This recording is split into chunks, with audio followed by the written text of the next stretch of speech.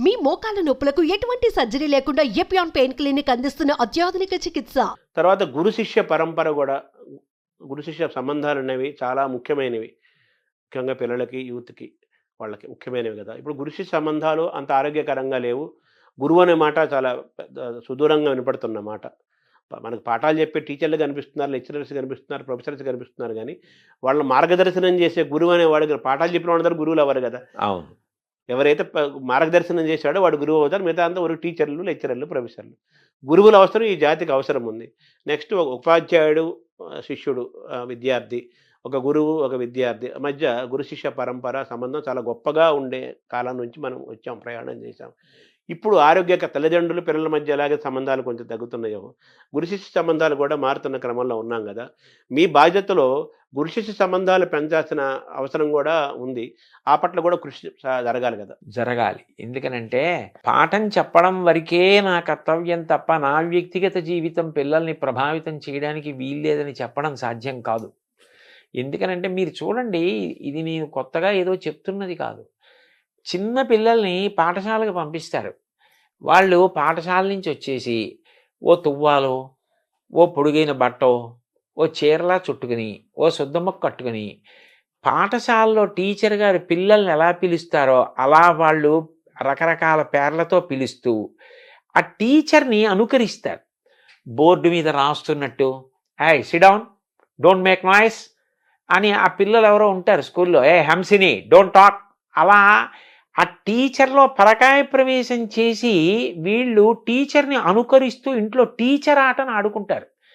ఇంట్లో టీచర్ ఆట ఆడుకోని పిల్లలు నేను చూడాల. ప్రతి పిల్ల ఆడుతుంది. అంటే అంత తొందరగా చిన్నప్పటి నుంచి ప్రభావితం చేసేది ఎవరు అంటే పాఠం చెప్పేటటువంటి గురువు.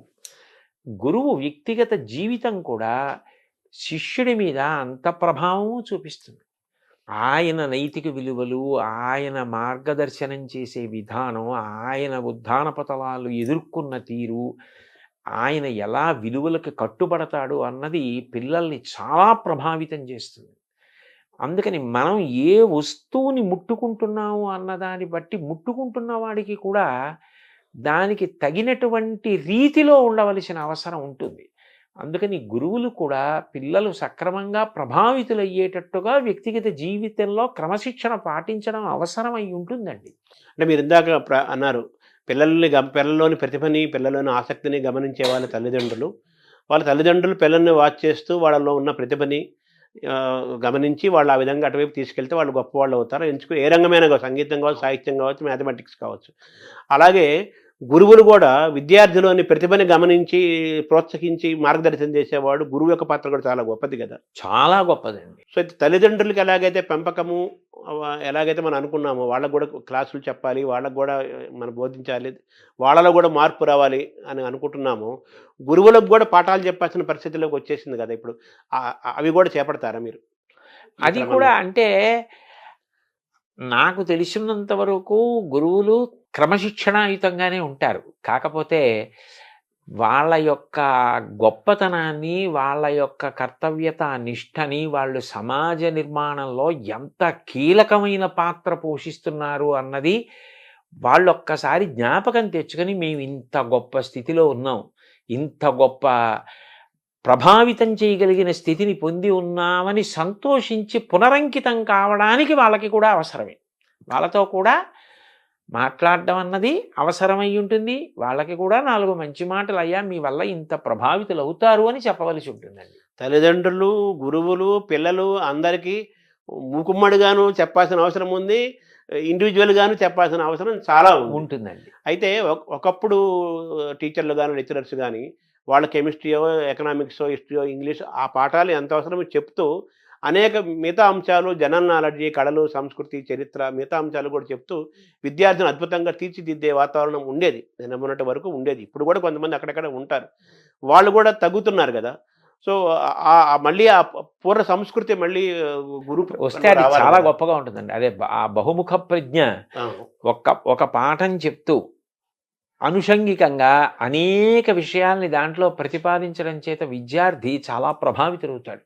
అయితే దానికి ఏమవుతుంది అంటే ఉపాధ్యాయుడు నిరంతరం చదవవలసి ఉంటుంది.